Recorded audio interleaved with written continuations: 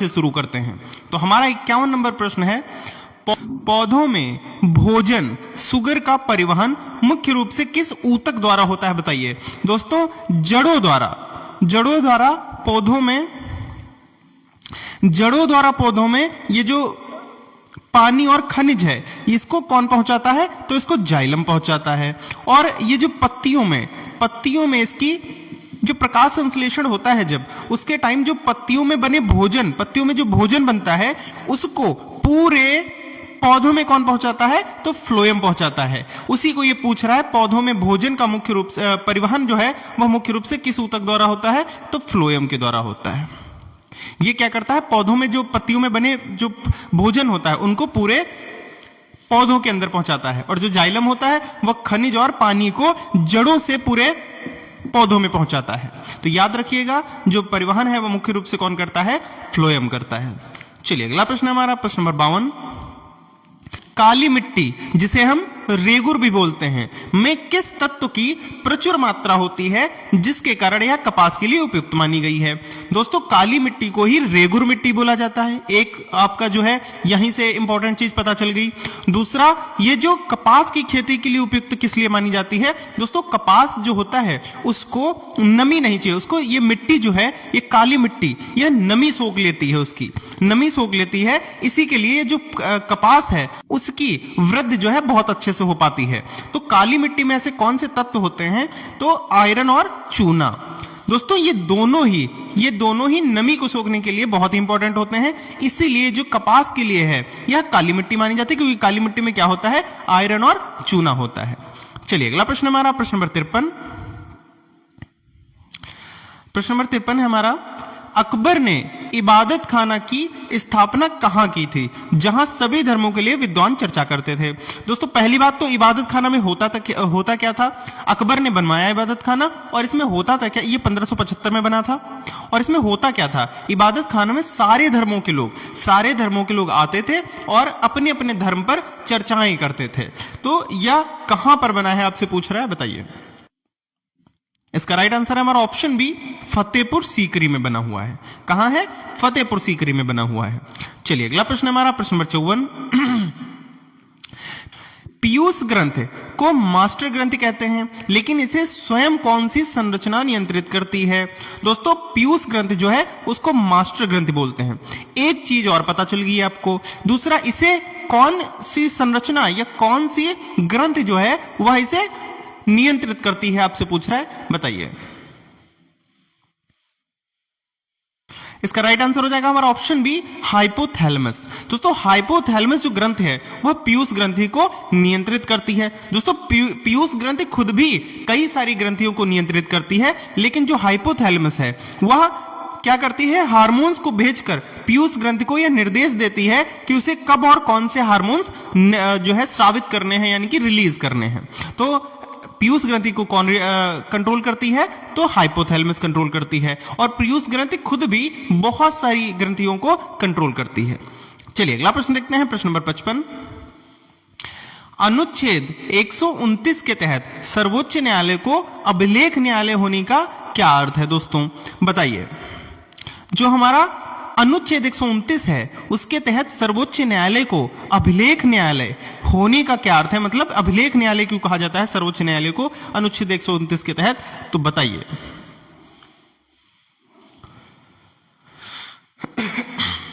दोस्तों, इसका right answer है हमारा ऑप्शन सी, उपरोक्त दोनों ए और बी, यानी कि इसकी कार्यवाही का रिकॉर्ड जो है वह रखा जाएगा और यह अपनी अवमानना के लिए दंड दे सकता है। अभिलेख न्यायालय इसलिए इसको बोलते हैं क्योंकि यह अपनी अवमानना के लिए दंड भी दे सकता है और इसकी कार्यवाही के रिकॉर्ड जो है वो सुरक्षित रखे जाएंगे। चलिए, इसका राइट आंसर हो जाएगा हमारा उपरोक्त दोनों ए और बी। अगला प्रश्न हमारा, प्रश्न नंबर 56। दोस्तों, अगर आपको वीडियो अच्छी लगती है तो वीडियो को लाइक करा करिए, और चैनल पे अगर आप नए हैं तो चैनल को सब्सक्राइब भी कर लीजिए और बेल आइकन को भी प्रेस कर लीजिए, जिसमें आने वाली वीडियोस जो हैं उसकी नोटिफिकेशन सबसे पहले आपके पास आ जाए। चलिए, प्रकाश का विवर्तन सबसे स्पष्ट तब होता है जब अवरोध का आकार प्रकाश के कैसा हो, तरंगदैर्घ्य से छोटा हो, तरंग दैर्घ्य की कोटि का हो, तरंग दैर्घ्य से बहुत बड़ा हो या तरंग दैर्घ्य के बराबर हो। दोस्तों कोटि का मतलब है इसके जो लगभग बराबर हो। तो बताइए इसका राइट आंसर क्या हो जाएगा हमारा? ऑप्शन बी, तरंग दैर्घ्य की कोटि का हो। दोस्तों जो विवर्तन है ये होता क्या है? जब प्रकाश किसी तीक्ष्ण किनारे, बहुत छोटे से किनारे पर छूता है, उसकी जो छाया है वह किनारों पर फैल जाती है। इसी फैलाव को क्या बोलते हैं? विवर्तन बोलते हैं। विवर्तन का प्रभाव सबसे अधिक स्पष्ट तब दिखाई देता है जब अवरोध का आकार प्रकाश की तरंग दैर्घ्य के लगभग बराबर हो या उसकी कोटि का हो। यदि अवरोध तरंग दैर्घ्य से बहुत बड़ा होगा तो विवर्तन का प्रभाव न के बराबर होगा। तो इसका क्या आंसर होना चाहिए? तरंग दैर्घ्य की कोटि का हो। चलिए अगला प्रश्न हमारा प्रश्न नंबर 57। गांधी जी ने करो या मरो का प्रसिद्ध नारा किस आंदोलन के दौरान दिया था? बताइए गांधी जी ने करो या मरो का नारा जो है वह किस आंदोलन के दौरान दिया था? बताइए। इसका राइट आंसर है हमारा ऑप्शन सी, भारत छोड़ो आंदोलन 1942। दोस्तों 1942 में जब 8 अगस्त 1942 में ये आंदोलन हुआ और इसीलिए 8 अगस्त में हुआ था, इसीलिए इसको अगस्त क्रांति के नाम से भी जाना जाता है, भारत छोड़ो आंदोलन को। और इसी में गांधी जी ने, और ये हो क्या रहा था वहां पर, जब बॉम्बे में जो ग्वालियर टैंक मैदान है वहां पर अखिल भारतीय कांग्रेस कमेटी का अधिवेशन चल रहा था। उसी टाइम ने गांधी जी ने अपनी जो प्रसिद्ध उनका भाषण था उसी में बोला था करो या मरो।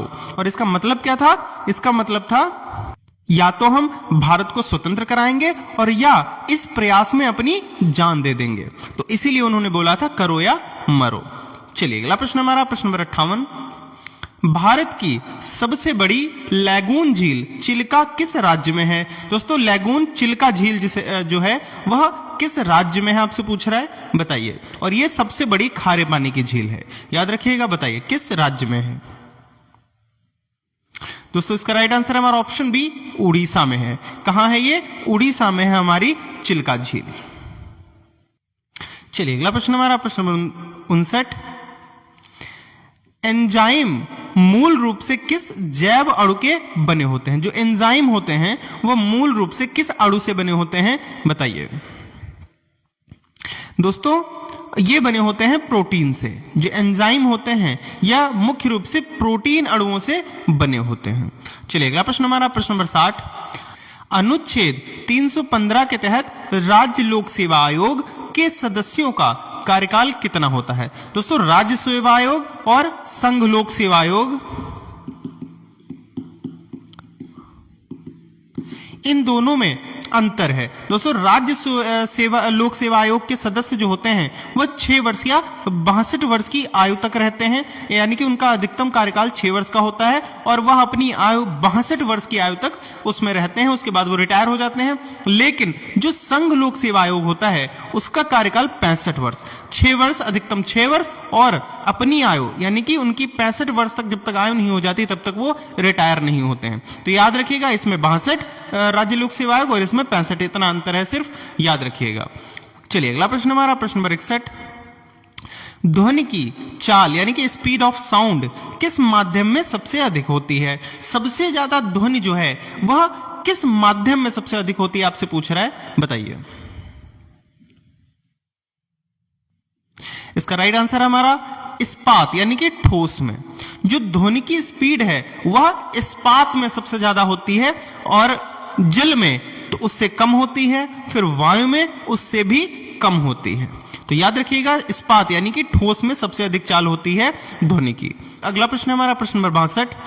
भक्ति आंदोलन में अद्वैतवाद का सिद्धांत किसने दिया था, बताइए। भक्ति काल के टाइम में जो अद्वैतवाद है उसका सिद्धांत किसने दिया था, बताइए।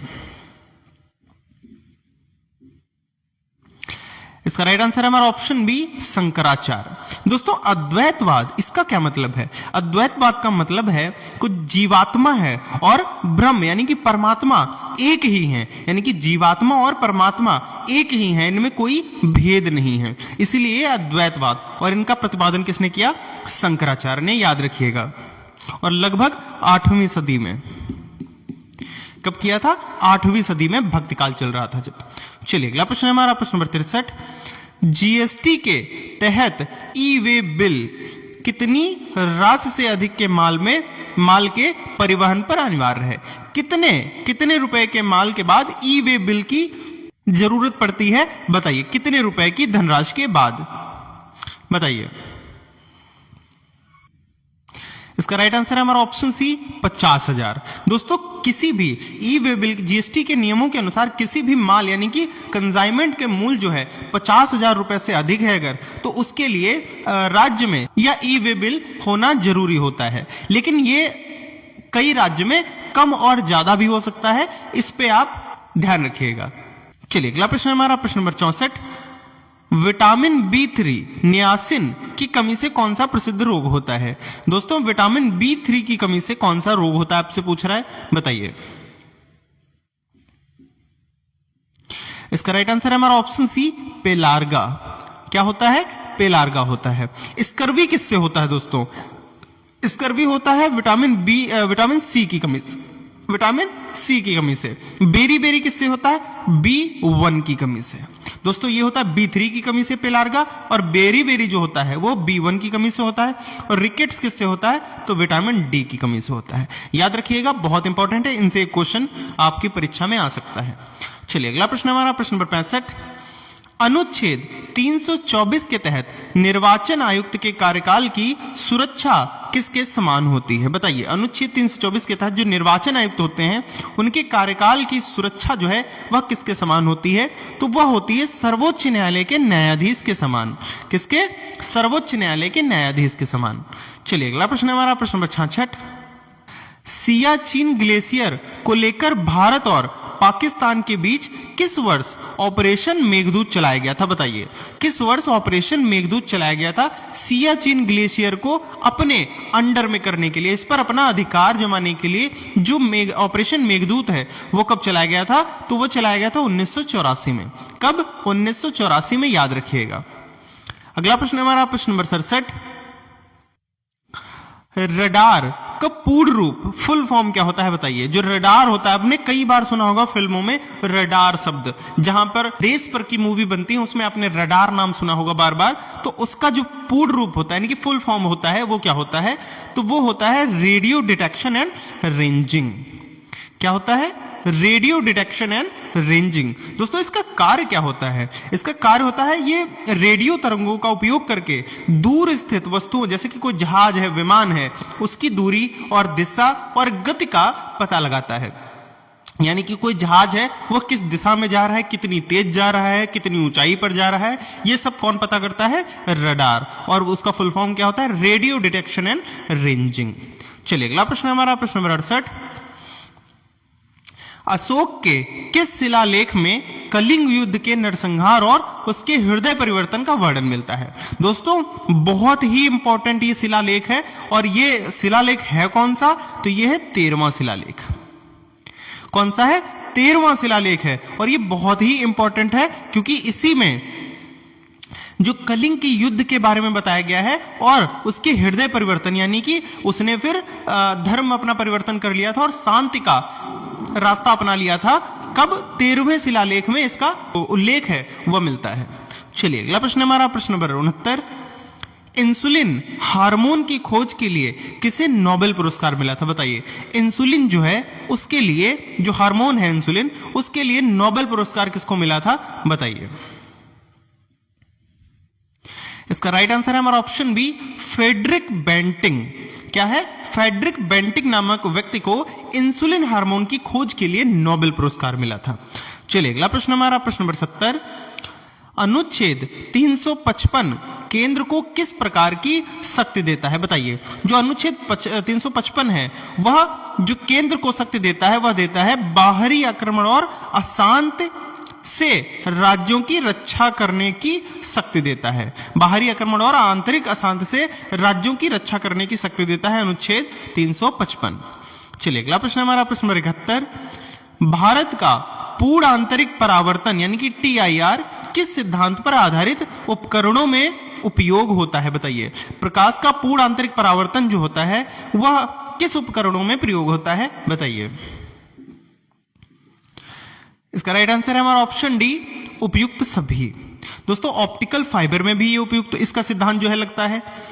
एंडोस्कोपी में भी लगता है जो जांच होती है। ऑप्शन सी हीरा का चमकना, इसमें भी पूर्ण आंतरिक परावर्तन लगता है। चलिए अगला प्रश्न हमारा प्रश्न नंबर 72। भारत का नेपोलियन समुद्रगुप्त को किसने कहा था बताइए। भारत का नेपोलियन जो है वह किसे कहा जाता है, तो समुद्रगुप्त को। ये कहा किसने था इनको, समुद्रगुप्त को, भारत का नेपोलियन, उसका नाम बताना है आपको, बताइए। इसका राइट आंसर है हमारा ऑप्शन ए वी.ए. स्मिथ, यानी कि विंसेंट ऑर्थर स्मिथ। इन्होंने ही समुद्रगुप्त को भारत का नेपोलियन बोला था। और इनकी जो किस पुस्तक में बोला था, तो वह थी अर्ली हिस्ट्री ऑफ इंडिया। ये पुस्तक थी इनकी, और इसी पुस्तक में समुद्रगुप्त को भारत का नेपोलियन बोला था इन्होंने। चलिए अगला प्रश्न हमारा प्रश्न 73। नीति आयोग की शासी परिषद में कौन शामिल होते हैं। दोस्तों नीति आयोग जो है उसकी शासी परिषद में, नीति आयोग की स्थापना कब हुई थी, मैंने अगर पिछले वाली वीडियो में ही बताया था इसकी स्थापना कब हुई थी, तो इसका आप लोग कमेंट करके आंसर बताओ। और जो शासी परिषद है वो इसमें कौन कौन शामिल होते हैं बताइए। इसका राइट आंसर है हमारा ऑप्शन बी सभी राज्यों के मुख्यमंत्री और केंद्र शासित प्रदेशों के उपराज्यपाल। कौन कौन शामिल होते हैं, सभी राज्यों के मुख्यमंत्री और केंद्र शासित प्रदेशों के उपराज्यपाल इसमें शामिल होते हैं। चलिए अगला प्रश्न हमारा प्रश्न नंबर 74। विटामिन B1 यानी कि थायमिन की कमी से तंत्रिका तंत्र को प्रभावित करने वाला कौन सा रोग होता है, B1 से कौन सा रोग होता है बताइए। अभी मैंने आपको बताया था कि जो विटामिन B1 है यानी कि थायमिन से बेरी बेरी हो जाता है। कौन सा रोग हो जाता है, बेरी बेरी हो जाता है। चलिए अगला प्रश्न हमारा प्रश्न नंबर 75। अनुच्छेद 243 जी के तहत पंचायतों को कुल कितने विषयों पर कार्य करने की शक्ति दी गई है। दोस्तों अनुच्छेद 243 जो है 243 जी, इसके अनुसार जो पंचायत हैं उनको 29 विषयों पर कार्य करने की शक्ति दी गई है। 29 विषयों पर, 29 विषयों में आते कौन कौन है, जैसे कि अगर मैं बात करूं स्वास्थ्य, कृषि, शिक्षा, ऐसे टॉपिकों पर 29 विषय हैं ऐसे जिन पर कार्य करने की शक्ति दी गई है पंचायतों को। चलिए अगला प्रश्न हमारा प्रश्न नंबर 76। वायुमंडल की कौन सी परत रेडियो तरंगों को परावर्तित करके पृथ्वी पर वापस भेजती है। कौन सी ऐसी परत है वायुमंडल की जो रेडियो तरंगों को परावर्तित करके पृथ्वी पर वापस भेज देती है बताइए। इसका राइट आंसर है हमारा आयन मंडल। कौन सी, आयन मंडल जो होता है यही, ये जो है जैसे मान लो ये आयन मंडल है, हम यहां से कोई कॉल करते हैं तो रेडियो तरंग यहां से जाके टकरा के दूसरे के पास, जिसके पास जानी होती है वहां पहुंचा देती है। और इसके अंतराल इसमें यानी कि टाइम कितना लगता है, कुछ सेकंड, 2 सेकंड 3 सेकंड, बहुत ज्यादा, इतने टाइम में ये इतना ट्रेवल करके हमारे जिसके पास हम कॉल करते हैं वहां पहुंच जाती है। और ये कहां से टकराती है, तो आयन मंडल में। चलिए अगला प्रश्न हमारा प्रश्न नंबर 77। रिंग ऑफ फायर किस महासागर में स्थित ज्वालामुखियों की पेटी है। दोस्तों पेटी का नाम है रिंग ऑफ फायर, और यह किस महासागर में स्थित ज्वालामुखियों की पेटियां हैं बताइए। इसका राइट आंसर है हमारा ऑप्शन बी प्रशांत महासागर। दोस्तों रिंग ऑफ फायर जो पेटियां हैं वह प्रशांत महासागर में स्थित ज्वालामुखियों की पेटियां हैं। चलिए अगला प्रश्न हमारा प्रश्न नंबर 78। बौद्ध धर्म के किस ग्रंथ को त्रिपिटक के नाम से जाना जाता है। कौन से ऐसे ग्रंथ हैं जिनको त्रिपिटक कहा जाता है, तो कौन से विनय, सुत्त और अभिधम्म पिटक हैं जिनको मिलाकर त्रिपिटक बना है। कौन सा, त्रिपिटक बना है। चलिए अगला प्रश्न है हमारा प्रश्न नंबर 79। डीएनए के एक अणु में एडेनिन हमेशा किसके साथ डबल बॉन्ड बनाता है बताइए। एडेनिन यानी कि ए, और किसके साथ डबल बॉन्ड बनाता है, तो वह थायमिन के साथ बनाता है। थायमिन यानी कि टी, किसके साथ डबल बॉन्ड बनाता है, टी के साथ यानी कि थायमिन के साथ। चलिए अगला प्रश्न हमारा प्रश्न नंबर 80। अनुच्छेद 360 यानी कि वित्तीय आपातकाल, दोस्तों अनुच्छेद 360 है क्या, वित्तीय आपातकाल के दौरान राष्ट्रपति किसके वेतन और भत्तों में कटौती का निर्देश दे सकता है बताइए। दोस्तों अनुच्छेद 360 क्या है, वित्तीय आपातकाल, जो कि भारत में अभी तक एक बार भी नहीं लगा है। और यह इसके दौरान अगर लग जाए तो जो राष्ट्रपति है यह किसके वेतन और भत्तों में कटौती का निर्देश दे सकता है? तो वो दे सकता है उच्चतम और उच्च न्यायालय के सभी न्यायाधीशों सहित सभी लोक सेवक के वेतन और भत्तों में कटौती का निर्देश दे सकता है। चलिए अगला प्रश्न हमारा प्रश्न नंबर 81। ध्वनि की पिच मुख्य रूप से किस भौतिक राशि पर निर्भर करती है? दोस्तों ध्वनि की जो पिच है वह फ्रीक्वेंसी यानी कि आवृत्ति पर निर्भर करती है। किस भौतिक राशि पर? तो आवृत्ति यानी कि फ्रीक्वेंसी पर निर्भर करती है। दोस्तों ये जो पिच का मतलब है वो आवाज जो है पतली होगी या मोटी होगी? दोस्तों जितनी ज्यादा फ्रीक्वेंसी होगी उतनी ही ज्यादा आवाज पतली होगी, और जितनी ही ज्यादा फ्रीक्वेंसी कम होगी उतनी ही जो पिच है वह मोटी होगी। यानी कि लड़कियों में, औरतों में पिच कैसी होती है? हाई होती है। इसी के लिए उनकी जो आवाज है बच्चे और औरतों की वो पतली होती है। और फ्रीक्वेंसी किसमें कम होती है? मोटी आवाज यानी कि आदमियों में, जानवरों में, कुछ जानवर जैसे कि शेर, उसमें कितनी कम होती होगी, इसलिए उसकी आवाज कितनी मोटी होती है। याद रखिएगा, इंपॉर्टेंट हो सकता है आपके लिए। चलिए अगला प्रश्न हमारा प्रश्न नंबर 82। अमीर खुसरो का संबंध किस संगीत विधा से सबसे अधिक माना जाता है? बताइए किस संगीत विधा से सबसे अधिक माना जाता है अमीर खुसरो का संबंध? इसका राइट आंसर है हमारा ऑप्शन बी, ख्याल और कव्वाली। दोस्तों ख्याल और कव्वाली का संबंध सबसे ज्यादा अमीर खुसरो के साथ माना जाता है। चलिए अगला प्रश्न हमारा प्रश्न नंबर 83। भारत में राष्ट्रीय आय की गणना के लिए वर्तमान आधार बेस ईयर क्या रखा गया है? बताइए क्या बेस ईयर रखा गया है राष्ट्रीय आय की गणना के लिए? बताइए। इसका राइट आंसर है हमारा ऑप्शन बी, 2011 और 12। जो 2011 और 12 का जो बेस ईयर है वह राष्ट्रीय आय की गणना के लिए रखा गया है। चलिए अगला प्रश्न हमारा प्रश्न नंबर 84। विटामिन B7 यानी कि बायोटिन की कमी से होने वाली मुख्य समस्या क्या है? दोस्तों B7 की कमी से कौन सा रोग होता है आपसे पूछ रहा है, बताइए। दोस्तों विटामिन B7 यानी कि बायोटिन की कमी से होता है बालों का गिरना और त्वचा रोग। क्या हो जाते हैं? बाल गिरने लगते हैं और त्वचा रोग हो जाते हैं बायोटिन यानी कि B7 की कमी से। चलिए अगला प्रश्न हमारा प्रश्न नंबर 85। अनुच्छेद 266 के तहत भारत की संचित निधि से धन निकालने के लिए किसकी अनुमति अनिवार्य है? बताइए जो भारत की संचित निधि है उससे धन निकालने के लिए किसकी अनुमति की आवश्यकता है? तो वह है संसद की यानी कि पार्लियामेंट की। चलिए अगला प्रश्न हमारा प्रश्न नंबर 86। भारत में पश्चिमी विक्षोभ कहां से उत्पन्न होते हैं जो सर्दियों में उत्तर भारत में वर्षा लाते हैं? दोस्तों ये रहा हमारा भारत, मैप अच्छा नहीं है लेकिन समझ में आ रहा हो, तो ये रहा हमारा भारत। और ये जो पश्चिमी विक्षोभ हैं ये कहां से आते हैं? भूमध्य सागर से, इधर से आएंगे और ये सब यहां होके ये उत्तर में और पश्चिम में यहां पर आके वर्षा करते हैं। कौन से? भूमध्य सागर। और ये कब करते हैं? सर्दियों के मौसम में करते हैं वर्षा, जिसमें गेहूं की लाभदायक होता है। और किधर से? इधर से आते हैं और ये सब यहां पर उत्तर और पश्चिमी भारत में सर्दियों के टाइम में वर्षा करते हैं। चलिए अगला प्रश्न हमारा प्रश्न नंबर 87। कंप्यूटर में आईपी एड्रेस IPv4 यानी कि इंटरनेट प्रोटोकॉल वर्जन 4 संस्करण कितने बिट्स का होता है? दोस्तों IPv4 में यानी कि इंटरनेट प्रोटोकॉल वर्जन 4 जब होगा तो वह कितने बिट्स का होगा? तो वह होगा 32 बिट्स का। लेकिन अगर IPv6 होगा यानी कि इंटरनेट प्रोटोकॉल वर्जन 6 होगा तो कितने बिट्स का होगा? 128 बिट्स का। याद रखिएगा इसका राइट आंसर तो होगा 32 बिट्स, लेकिन अगर IPv6 है जो कि लेटेस्ट है, ये इसका कितने बिट्स का होता है? 128 बिट्स का होता है। चलिए अगला प्रश्न हमारा प्रश्न नंबर 88। मुगल काल में दीवाने इंशा किस विभाग का प्रमुख होता था? बताइए जो दीवाने इंशा होता था पद, वह किस विभाग का प्रमुख होता था? बताइए। दोस्तों इसका राइट आंसर है हमारा ऑप्शन बी, शाही पत्राचार और आदेश। दोस्तों दीवाने इंशा जो होता था, जो पद होता था, वह किस? शाही पत्राचार और आदेश का प्रमुख होता था। चलिए अगला प्रश्न हमारा प्रश्न नंबर 89। शुद्ध जल उदासीन यानी कि न्यूट्रल होता है, इसका पीएच मान कितना होता है? जो शुद्ध जल होता है वो पहली बात तो न्यूट्रल होता है। याद रखिएगा वो न्यूट्रल होता है, यानी कि यहां पर लगभग 7।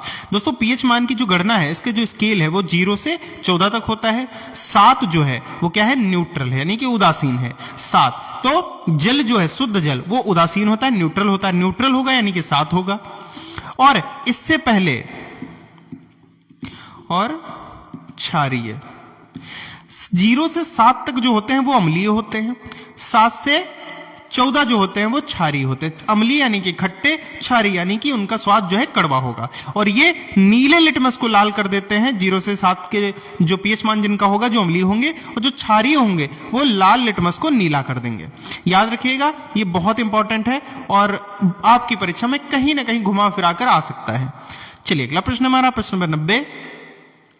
संविधान सभा के अस्थायी अध्यक्ष कौन चुने गए थे? दोस्तों मैंने बहुत बार आपको डिटेल में बताया है, जो अस्थायी थे, जो मीटिंग बुलाई गई थी, उसमें सबसे वरिष्ठ कौन थे? डॉक्टर सच्चिदानंद सिन्हा। इसीलिए उनको अस्थायी अध्यक्ष घोषित किया गया था। उसके थोड़े ही दिनों बाद जो हमारे स्थायी अध्यक्ष बनाए गए थे, वो कौन बनाए गए थे, उसका आप कमेंट करके आंसर बताओ। इन्हीं में से है कोई, उनका आप आंसर कमेंट करके बताओ।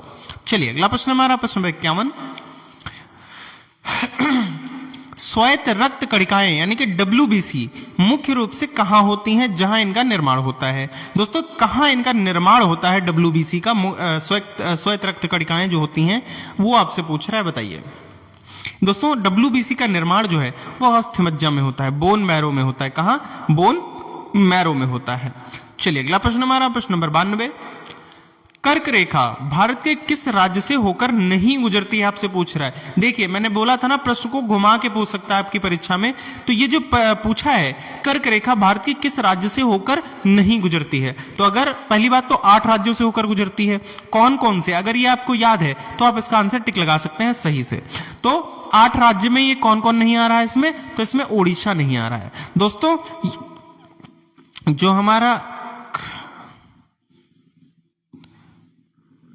हमारा कर्क रेखा हमारी है वो यहां से लगभग गुजरती है भारत में, और ओडिशा जो है यहां पर उसके जस्ट नीचे है। यहां पर पश्चिम बंगाल है और यहां पर बांग्लादेश है, तो इसके जस्ट नीचे यहां पर ओडिशा है। ओडिशा से नहीं गुजरती है, और यहां इसके ऊपर बांग्लादेश पश्चिम बंगाल से होकर गुजरती है। फिर उसके बाद यहां पर है त्रिपुरा, फिर उसके बाद यहां पर है मिजोरम, यहां पर है मिजोरम।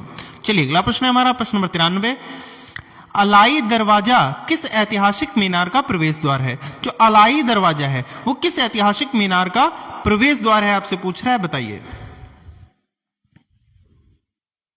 इसका राइट आंसर है हमारा ऑप्शन ए, कुतुब मीनार। कुतुब मीनार का जो दक्षिणी प्रवेश द्वार है उसे अलाई दरवाजा बोलते हैं। दक्षिणी प्रवेश द्वार जो है उसको अलाई दरवाजा बोलते हैं। बनवाया किसने था? अलाउद्दीन खिलजी ने। चलिए अगला प्रश्न है हमारा, प्रश्न नंबर 94। कोशिका के भीतर प्रोटीन का निर्माण कहां होता है? दोस्तों प्रोटीन का निर्माण कहां पर होता है कोशिका के भीतर, बताइए। दोस्तों राइबोसोम में होता है। कहां होता है? कोशिका के भीतर प्रोटीन जो है उसका निर्माण होता है राइबोसोम में। चलिए अगला प्रश्न हमारा, प्रश्न नंबर 95। अनुच्छेद 323A और 323B संविधान के किस भाग में जोड़े गए हैं? दोस्तों जो अनुच्छेद 323 और 323A और 323B हैं वह संविधान के किस भाग में जोड़े गए हैं? तो वो जोड़े गए हैं भाग 14A में। किसमें? भाग 14A में जोड़े गए हैं अनुच्छेद 23A और 23B। अगला प्रश्न है हमारा, प्रश्न नंबर 96। प्रकाश का प्रकीर्णन के कारण ही आकाश नीला दिखाई देता है, इसे किस वैज्ञानिक ने विस्तार से समझाया है? दोस्तों प्रकाश का प्रकीर्णन जो है इसी के कारण आकाश नीला दिखाई देता है, और इसी के कारण सूर्य जो है वह शाम के टाइम सूर्य जो है वह कैसा दिखाई देता है? लाल दिखाई देता है। तो यह किस वैज्ञानिक ने विस्तार में बताया है, समझाया है, बताइए। दोस्तों इसको किस वैज्ञानिक ने सबसे विस्तार में बताया है? तो लॉर्ड रेले ने बताया है। किसने बताया है? लॉर्ड रेले ने ये सब विस्तार में बताया है। चलिए अगला प्रश्न हमारा, प्रश्न नंबर 97। सत्यार्थ प्रकाश पुस्तक के लेखक कौन हैं जो सामाजिक सुधारों से जुड़े हैं? सत्यार्थ प्रकाश पुस्तक के लेखक कौन हैं जो सामाजिक सुधारों से जुड़े हुए हैं, बताइए। इसका राइट आंसर है हमारा ऑप्शन बी, स्वामी दयानंद सरस्वती। दोस्तों सत्यार्थ प्रकार के लेखक कौन है? सत्यार्थ प्रकाश के लेखक कौन है? स्वामी दयानंद सरस्वती। चलिए अगला प्रश्न हमारा प्रश्न नंबर 98। भारत की सबसे लंबी सिंचाई नहर कौन सी है? बताइए, भारत की जो सबसे लंबी सिंचाई नहर है वो कौन सी है? तो वह है इंदिरा गांधी नहर।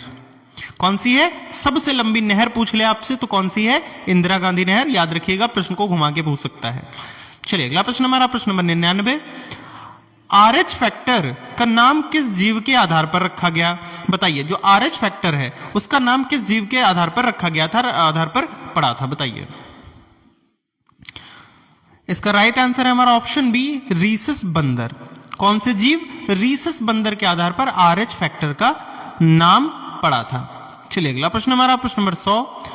लोकसभा का अध्यक्ष अपना त्यागपत्र किसे संबोधित करता है? बताइए, जो लोकसभा का अध्यक्ष होता है वो अपना त्यागपत्र किसे संबोधित करता है? बताइए।